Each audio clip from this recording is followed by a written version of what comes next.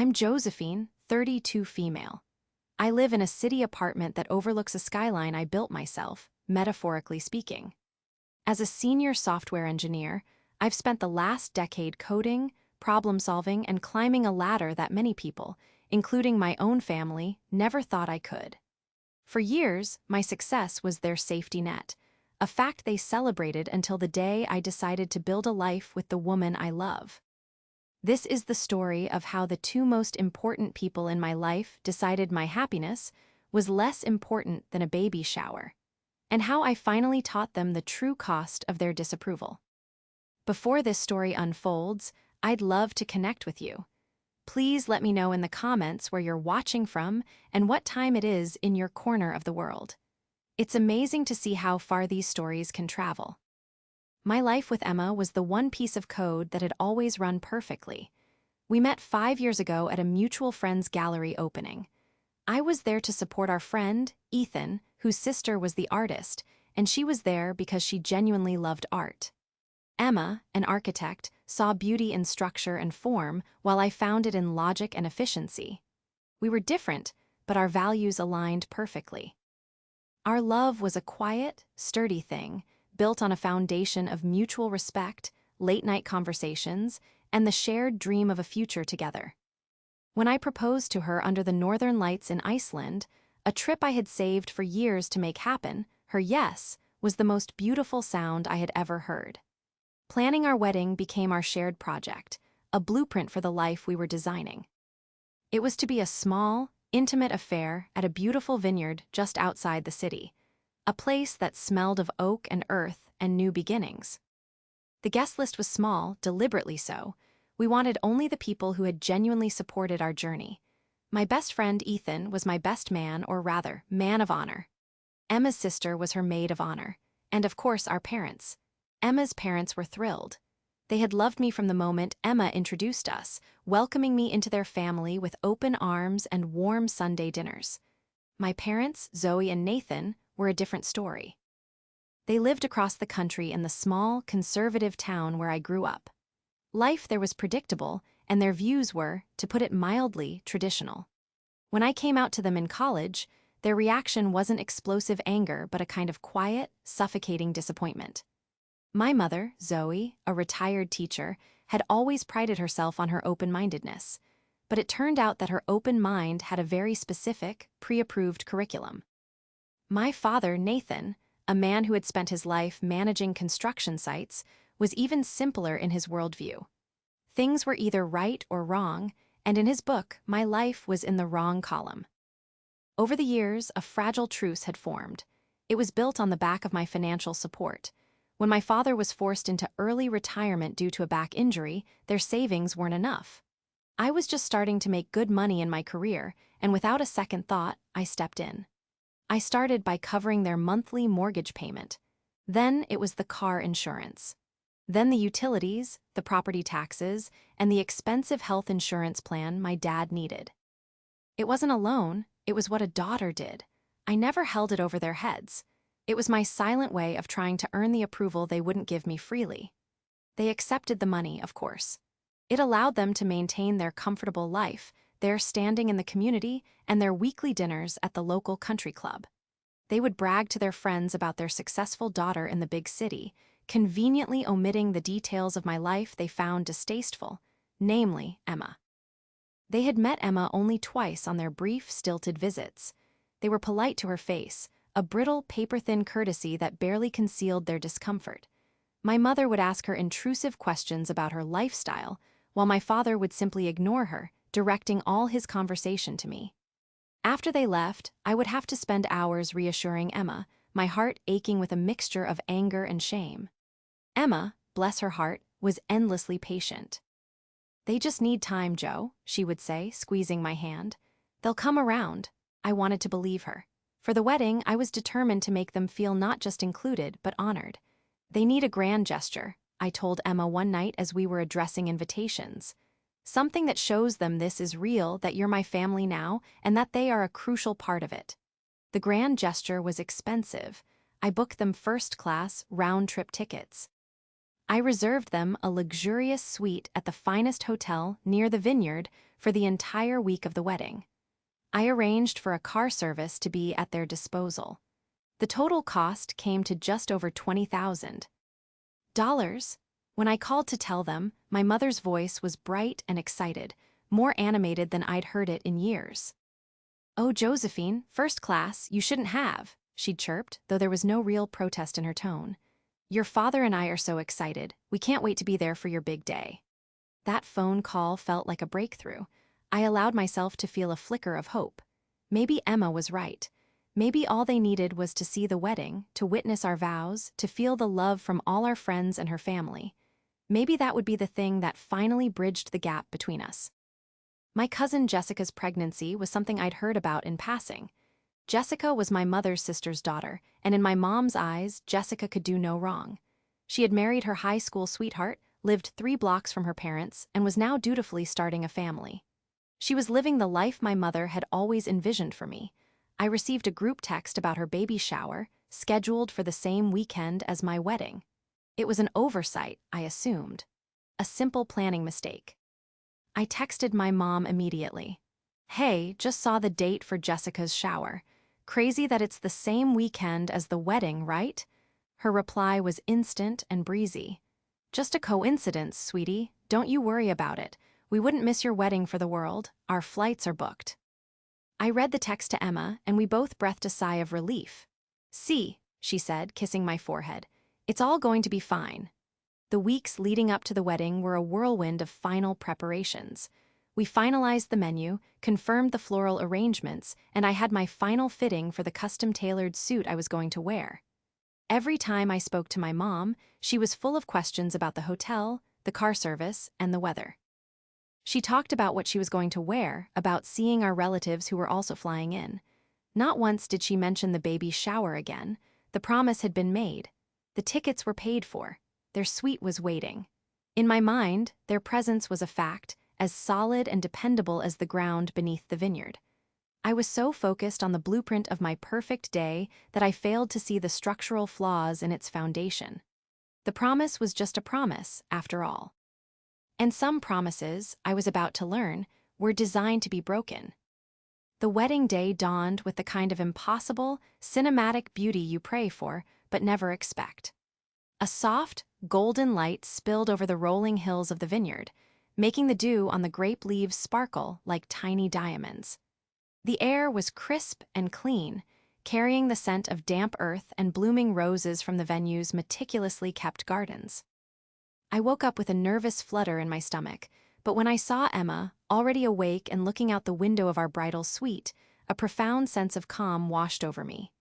She turned, her face illuminated by the morning sun, and smiled. "Morning, future wife," she said, and my heart felt like it might just burst.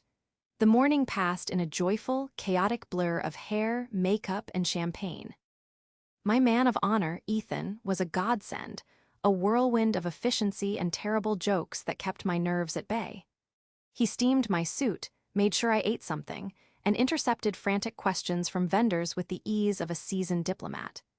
"Your only job today," he said, handing me a glass of champagne, "is to marry that amazing woman and try not to trip on your way down the aisle. I'll handle the rest." I tried calling my parents around 10 in the morning just to check in and see if they needed anything. The call went straight to voicemail. "Hey, Mom, Dad," I said, trying to keep my tone light. "Just calling to say hi. The car will be at your hotel at 2 o'clock to bring you over. Can't wait to see you both. Love you." I figured they were just busy getting ready or having a leisurely breakfast. I sent a text. No reply. A small, cold knot began to form in the pit of my stomach, but I pushed it down. They were adults. They were excited. They wouldn't just disappear. Ethan noticed my distraction. "Everything okay?" he asked, his brow furrowed with concern. "Just haven't heard from my parents yet this morning," I admitted, trying to sound casual. "They're probably just sleeping in. First-class travel can really take it out of you," he joked, and I forced a laugh. He was right. I was overthinking it. Of course I was. By 1 o'clock, as guests began to arrive, the knot in my stomach had grown tighter. The soft buzz of conversation and laughter drifted up from the garden where the ceremony was to be held. I looked at my phone again. Still nothing. I called the hotel. Hi, I'm just trying to reach my parents, Nathan and Zoe, in the Evergreen Suite, I said, my voice higher than usual. Could you please connect me? There was a pause, some typing, and then the concierge's polite voice came back. I'm sorry, Ma. But our records show that Mr. and Mrs. Nathan checked out this morning. The world tilted slightly on its axis. Checked. Out. That can't be right. They were booked for another 3 days. Yes, ma'am, the concierge said patiently. They checked out around 8 a.m. Is there anything else I can help you with? I hung up the phone, my hand trembling. Ethan saw my face and was instantly at my side. Joe, what is it? What's wrong? They're gone, I whispered, the words feeling foreign in my mouth. They checked out of the hotel this morning. Ethan's face hardened. He pulled out his own phone. Let me try calling them, and your aunt, and anyone else who might know what's going on. For the next 30 minutes, a frantic, behind-the-scenes drama unfolded while our guests mingled in the sunshine, completely unaware. Ethan called my dad. Voicemail. He called my aunt, my mother's sister. She answered, her voice bubbly. Ethan, are you with Josephine? I bet she looks beautiful. We're all here at Jessica's shower. It's just wonderful. Tell Jo we're thinking of her. Ethan's face went pale. He held the phone away from his ear so I could hear. The sound of cheerful chatter and laughter, the same sounds that were outside my own door, filtered through the speaker. My mother's voice, loud and clear, rose above the din. Oh, make sure you get a picture of that. Jessica, you're glowing. My breath caught in my throat. They weren't just gone. They were at the baby shower. The one they swore was just a coincidence. The one they promised they wouldn't miss my wedding for. Ethan ended the call. He looked at me, his eyes full of a fury I rarely saw. They're at the party. It wasn't a question. The reality of it crashed down on me with physical force. They had used the first-class tickets. They had stayed in the luxury suite. And then, on the morning of my wedding, they had checked out and flown back, or driven, or whatever it took to get to a party they deemed more important. They had done it all on my dime. The wedding coordinator knocked gently on the door. 5 minutes, Josephine. 5 minutes. I had 5 minutes to process a betrayal so monumental, so deeply wounding, that it threatened to shatter the most important day of my life. For a wild second, I wanted to call the whole thing off. To run. But then I thought of Emma. Beautiful, patient, loving Emma, who was waiting for me, who deserved a partner who would walk down that aisle no matter what. I looked at my reflection in the mirror. My suit was perfect. My hair was perfect. But my eyes were filled with a storm of hurt and anger. I took a deep, shuddering breath. Okay, I said to Ethan, my voice shaking but firm. Okay, let's do this. Walking down the aisle felt surreal. I saw the faces of our friends, of Emma's family, all beaming with love and happiness. And then I saw the front row. On Emma's side, her parents sat glowing with pride.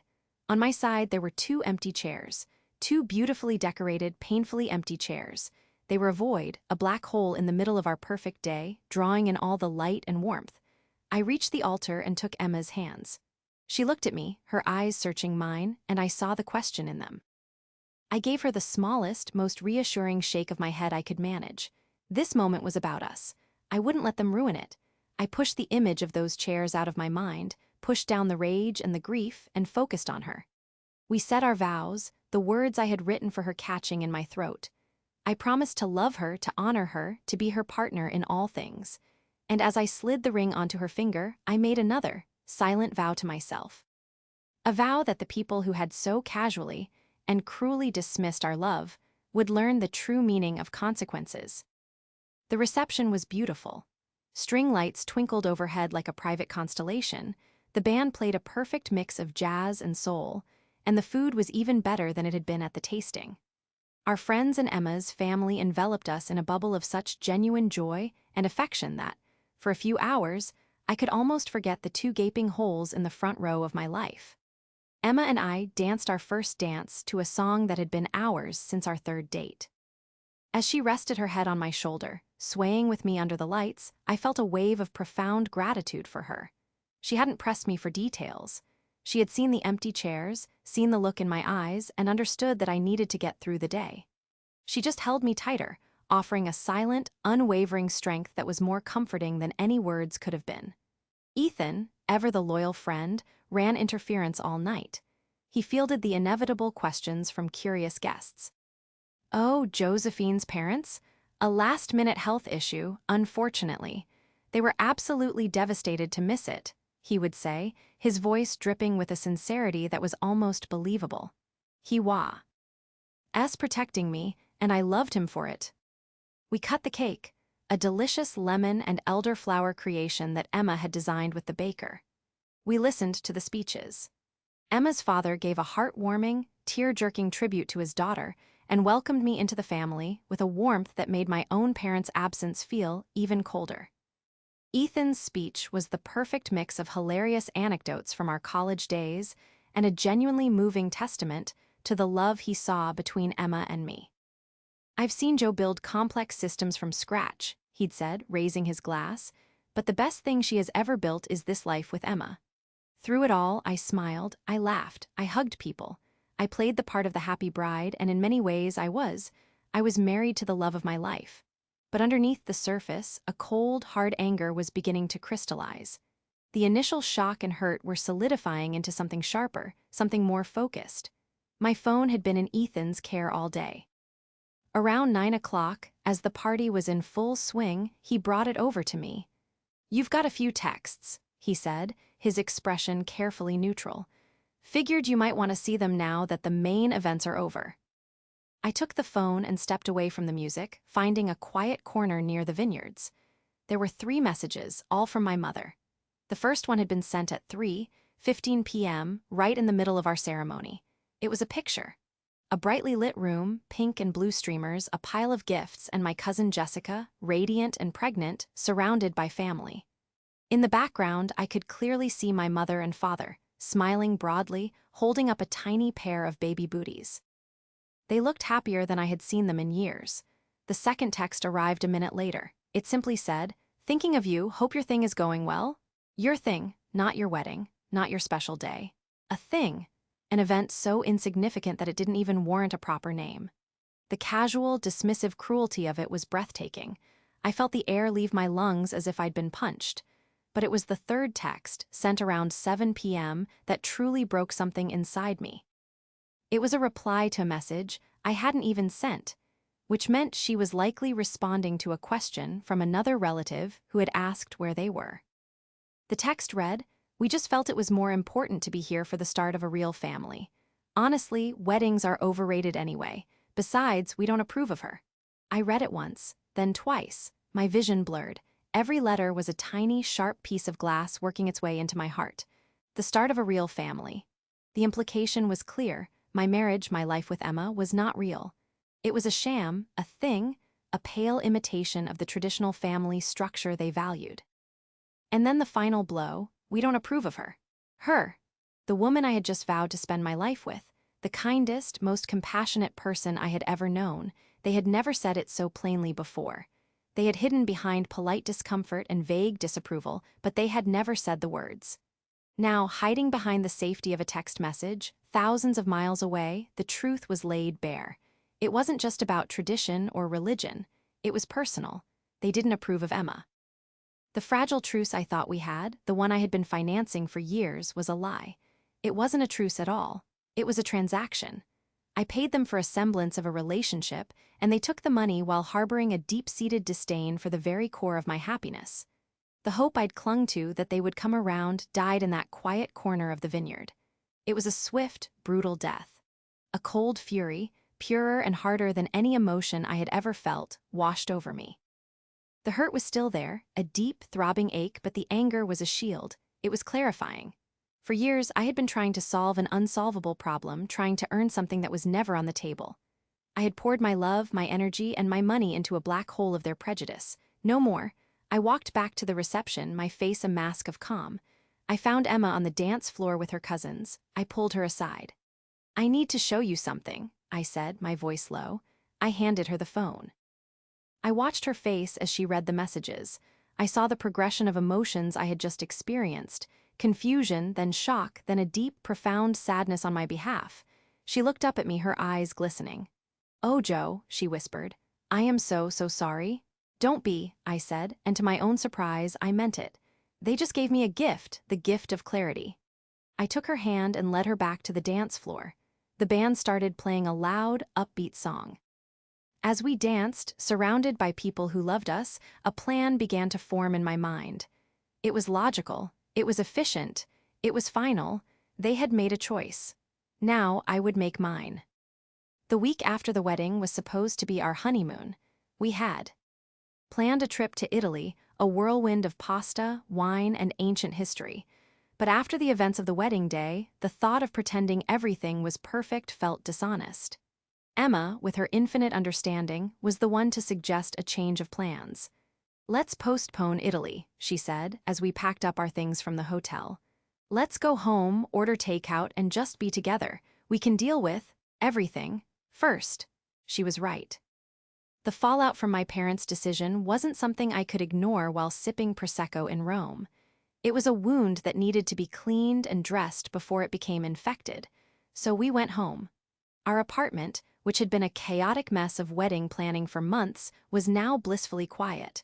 We spent the first few days in a cocoon of our own making. We talked for hours, not just about my parents, but about everything. We reconnected, reaffirming the vows we had made, not with grand gestures, but with quiet moments of absolute presence. It was during these conversations, with Emma acting as a sounding board and Ethan joining us for strategy sessions fueled by pizza, that I began to see the bigger picture. The wedding wasn't an isolated incident. It was the culmination of a long, subtle campaign of disrespect and conditional love. Spurred by the raw clarity of their final text message, I started looking back, connecting dots I had previously refused to see. It was a painful but necessary exercise, like a detective re-examining a cold case. I remembered the time I won a major award at my company a few years ago. There was a banquet, and I was allowed to bring 2 guests. I invited my parents, excited to share my biggest professional achievement with them. They agreed to come. A week before the event, my mother called. "Josephine, honey, we're not going to be able to make it," she'd said, her voice full of false sympathy. "Your father's golf club is having its annual championship that same weekend, and he's a finalist. It's very important." I had been disappointed, but I accepted it. My dad loved his golf. Now, looking back, I saw it for what it was, a choice. My achievement versus his hobby. His hobby won. Then there was the issue of Emma's name. In the 5 years we had been together, my mother had never once referred to her as my partner or girlfriend when talking to her friends. It was always Josephine's friend or her roommate. I had corrected her gently at first, then more firmly, but the behavior never changed. It was a deliberate refusal to acknowledge the legitimacy of our relationship. At the time, I told myself she was just from a different generation, that she didn't understand the terminology. Now, I knew it was a conscious effort to diminish our bond, to reduce the most important person in my life to a temporary accessory. Emma reminded me of something I had completely forgotten. The first time my parents visited our apartment, the one we had bought together, my father had spent the entire time pointing out imagined flaws. "This load-bearing wall doesn't look right to me," he'd said, despite having no architectural expertise. "The wiring in these older buildings is always a fire hazard." He was undermining our home, our sanctuary, the first major investment we had made as a couple. It wasn't constructive advice. It was a subtle way of saying that the foundation of our life together was unstable. The financial aspect was the most galling part of the investigation. With Ethan's help, he was a wizard with spreadsheets. I laid out every single dollar I had sent them over the past 8 years. The mortgage payments, the insurance premiums, the property taxes, the car payments, the credit card bills I'd paid off for them twice, the emergency funds for a new roof or a broken furnace. The total was staggering. It was well over $300,000. I had never thought of it as a lump sum before, only as a series of necessary monthly expenses. Seeing it all laid out in a single spreadsheet cell was sickening. I had been funding a lifestyle for them. A comfortable, worry-free retirement built on my hard work, all while they secretly, or not so secretly, disapproved of the life I was building for myself. The money wasn't a gift born of love and familial duty. It was a fee. I was paying for their tolerance, and they had just proven they couldn't even provide that. The final piece of the puzzle came from a phone call with my aunt, the one Ethan had spoken to during the wedding. I called her under the guise of wanting to see pictures of the baby shower. She was more than happy to oblige, and in her chatty, unguarded way, she gave me everything I needed. "Oh, it was a shame about the wedding," she said. "Your mother was so torn, but your father, you know how he is." He put his foot down. He said, "Jessica is building a proper family, and that's what we need to support." Zoe just went along with it. They actually changed their flights weeks ago. Ago, they had known for weeks. Every phone call where my mother discussed her wedding outfit, every excited question about the hotel, it was all a lie.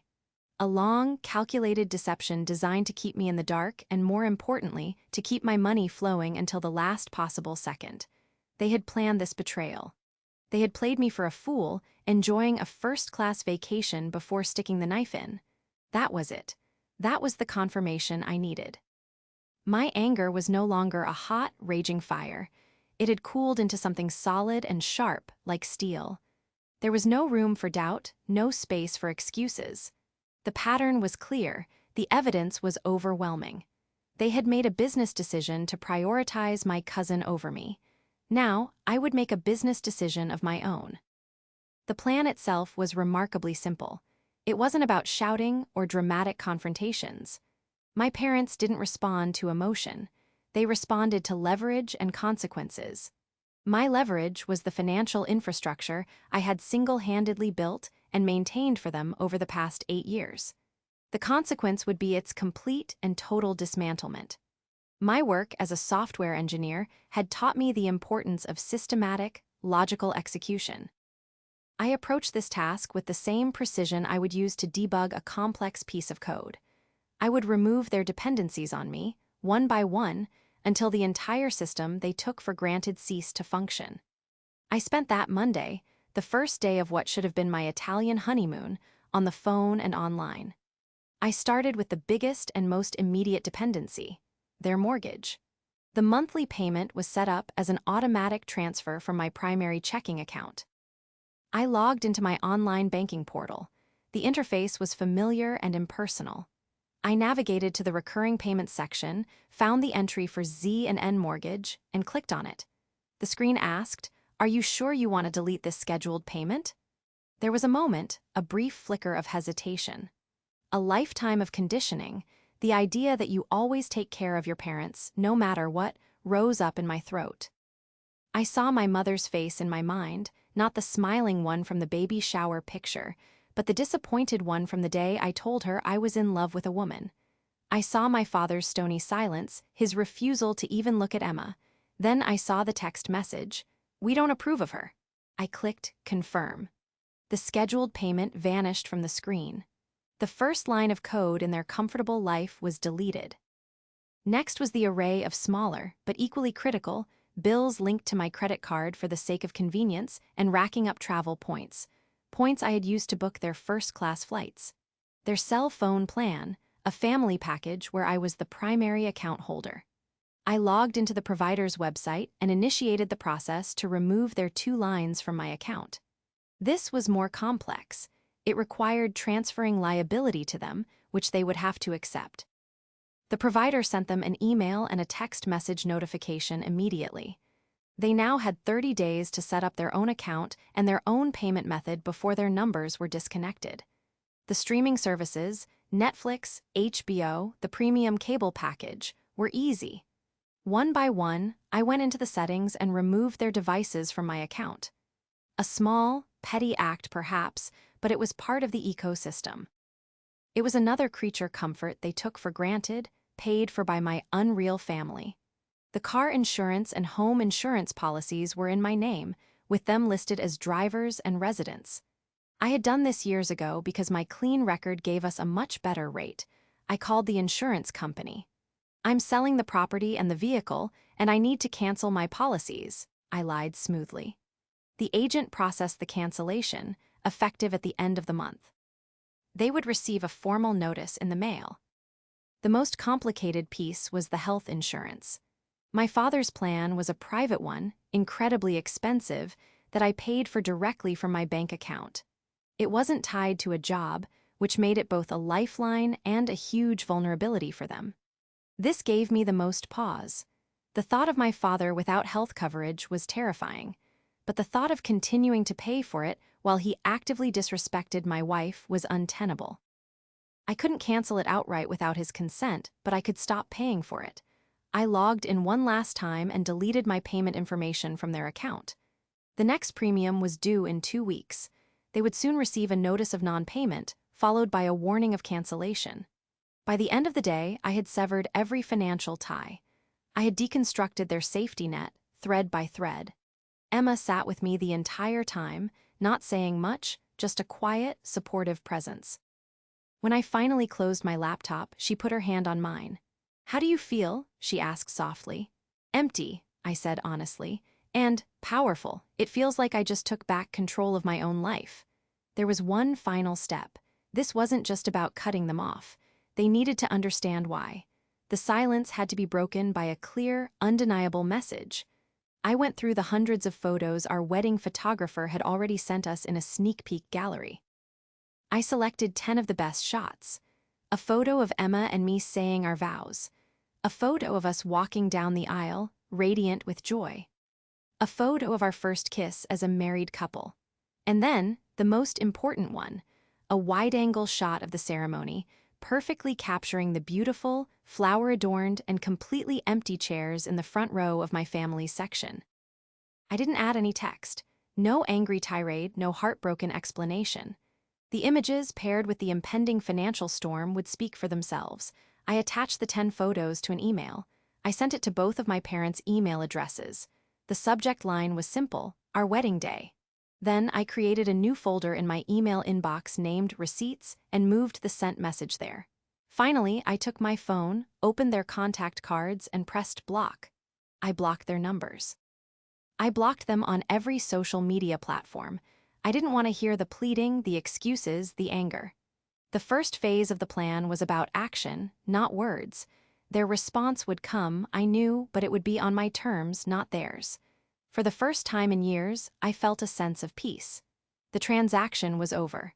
The price of their disapproval had been set, and the bill was now due. The silence from my end was absolute, but the storm I had unleashed began to make landfall on their shores almost immediately. The first sign came 2 days after I sent the email. An email from my aunt, my mother's sister, popped into my inbox. The subject was urgent, call your mother. I read the first line. Josephine, I don't know what's going on, but your mother is hysterical. She said her phone isn't working right, and she got some terrifying letter about the house. I deleted the email without reading the rest. This was exactly what I had anticipated. They wouldn't contact me directly with remorse. They would weaponize the family, sending out flying monkeys to do their bidding and paint me as the cruel, irrational daughter. I had already warned Ethan that this would happen. I'm going to need you to be my communications firewall for a bit, I'd told him. Anyone from my side of the family who contacts you, just tell them you're staying out of it, but that you know I'm very happy. That's it. He had agreed without hesitation. The next wave came in the form of voicemails on my work phone, a number they must have dug up from an old email. I let them go to voicemail, listening to them at the end of the day like anthropological recordings. The first was from my father, his voice a mixture of confusion and blustering rage. Josephine, I don't know what kind of game you're playing, but your mother is a wreck. The insurance company sent a cancellation notice. You need to call them and fix this. This is irresponsible. Call me back. Now. There was no mention of the wedding, no acknowledgement of the email, just a command to fix the problem he believed I had mistakenly created. The second message, left a few hours later, was from my mother. Her voice was trembling, laced with a theatrical panic I knew all too well. Josephine, darling, I think your accounts have been hacked. Someone canceled everything. The mortgage, the phones, everything. You need to call the bank immediately. We're so worried. Please, please call us back. It was a masterful performance. She was framing my deliberate, calculated actions as a random, external attack. It allowed her to maintain her position as a victim and to avoid any introspection about why this might be happening. She wasn't ready to admit my agency in the situation. To her, I was. A utility and the service had been inexplicably shut off. The most revealing message came the following morning. It was from my father again, but his tone had shifted. The anger was gone, replaced by a cold, dawning realization. "I saw the email," he said, his voice low and gravelly. "Those empty chairs. Is that what this is about? You're going to make us homeless over a couple of chairs? After everything we've done for you? You need to grow up and realize that family is more important than some." "Party? Everything we've done for you." The words hung in the air. The delusion was breathtaking. He genuinely believed that my 8 years of complete financial support was something they had done for me. He saw my success not as my own achievement, but as a resource they were entitled to. That was the message that solidified my resolve into something unbreakable. This wasn't just about the wedding anymore. It was about dismantling a toxic, transactional family dynamic that had been poisoning my life for years. I didn't reply to any of the messages. I continued my silent treatment. Emma and I went about our lives. We went to work, cooked dinner together, and started tentatively looking at brochures for our rescheduled honeymoon, maybe Japan in the spring. Life was moving on. Meanwhile, the consequences were escalating for my parents. The 30-day notice on their phone lines was ticking down.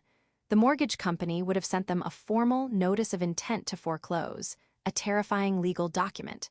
The insurance cancellations would be final in a week. The health premium was now officially overdue. The pressure was building, and their initial strategy of denial and anger was failing. A week after my first volley, the begging began. It started with an email from my mother with the subject line, "I'm so sorry." "Josephine," it began, "I'm so sorry we missed your wedding. It was a terrible mistake. Your father was just so insistent about being there for Jessica, and I didn't know how to say no. I never wanted to hurt you. We love you so much. But we are in serious trouble now. We could lose the house, Josephine, the house you grew up in. Please, can't you just turn the mortgage back on, just for now, and we can talk everything through? I promise we can fix this. Love, Mom." It was a classic manipulation tactic. A flimsy apology followed by a desperate appeal to sentimentality and a demand for a solution. The apology didn't address the core issues, the lies, the dismissive texts, the profound disapproval of my wife. It was an apology for getting caught, not for the act itself. It was an invoice for a broken heart, and they were trying to pay it with empty words while demanding I keep covering their real-world bills. I typed out a single, simple reply. It was the first direct communication I had sent them since the wedding photos. I attached a screenshot of her text message, the one that said weddings are overrated anyway. Besides, we don't approve of her. Above the screenshot, I wrote one sentence. When you are ready to send an apology to Emma for this, you can send it to her email address. Until then, your financial situation is a direct consequence of your own choices. I suggest you contact a financial advisor. I copied Emma on the email. I hit send. The ball was no longer in my court. I had set my terms. Their survival now depended not on my guilt, but on their willingness to face the woman they had dismissed as unworthy. The confrontation was over. The negotiation had begun. The days following my final email were eerily quiet. I had expected another immediate barrage of frantic calls and manipulative emails, but there was nothing. It was a silence that felt heavy with unspoken thoughts, a ceasefire in a war I had started. A part of me, the part that had been conditioned since childhood to seek their approval, felt a pang of anxiety. Had I gone too far? Was my father's health at risk? But then Emma would squeeze my hand, or I would look at the photo of us on our wedding day that I had framed on my desk, and the resolve would return. This was not cruelty. It was the establishment of a boundary that was long overdue. The first real sign that my message had been received came about a week later, in Emma's inbox. It was an email from my mother, Zoe. Emma read it to me, her voice neutral. "Dear Emma," it began, "I am writing to apologize for the pain my words and actions have caused you and Josephine." The text message I sent was inexcusable and deeply hurtful. It was born from a place of prejudice and fear that I am now deeply ashamed of. You are a wonderful partner to my daughter, and you deserved nothing but respect from us on your wedding day. We failed in our duty as parents and as decent human beings. I hope that, in time, you can find it in your heart to forgive me. Sincerely, Zoe. It was a start. It was a real apology, directed at the right person, acknowledging the specific offense. It was Mo. than I had ever gotten from her in my entire life. My father, Nathan, sent a separate email 2 days later. His was shorter, more stilted, but in its own way just as significant. "Emma," it said, "I apologize. I did not treat you with the respect you deserve. My behavior was wrong. I am sorry for the hurt I caused. Nathan." For a man like my father, those few sentences were the equivalent of a Shakespearean sonnet of remorse. He had acknowledged wrongdoing, something I had never heard him do before. Emma and I discussed it at length. The apologies felt real, forced by circumstance, perhaps, but real nonetheless. They were the entry fee I had demanded for any future conversation. Emma, in her infinite grace, replied to both of them. She wrote that she appreciated their words and that she accepted their apologies, but that the damage done to our relationship, especially to their relationship with me, would take a very long time to repair. She made it clear that any reconciliation was up to me. I waited another week. I let them sit with the consequences. I knew from my aunt, who had started sending much more subdued emails, that they had taken some drastic steps.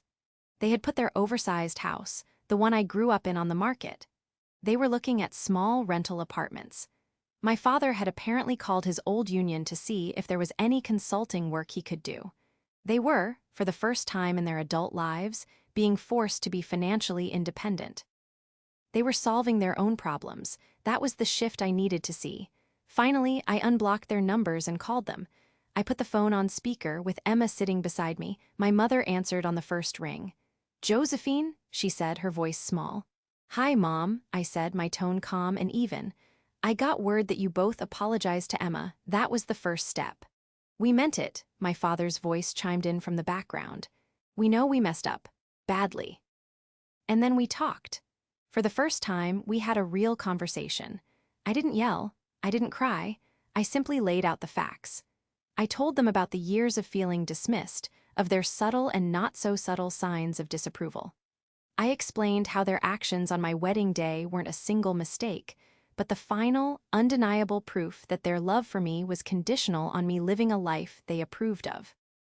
I told them that the money had stopped not to punish them, but because the transaction was over. I would no longer pay for a relationship.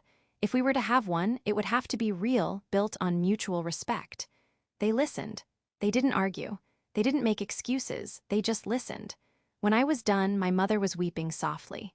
"We were so wrong, Joe," she said. "We were so stuck in our own world, we didn't see who you are, we just saw who you weren't." The relationship with my parents is not what it once was. It is, in many ways, a thing under construction, being rebuilt from the foundation up. They sold the house and now live in a small, manageable apartment. My father does occasional consulting work, and they are living within their means.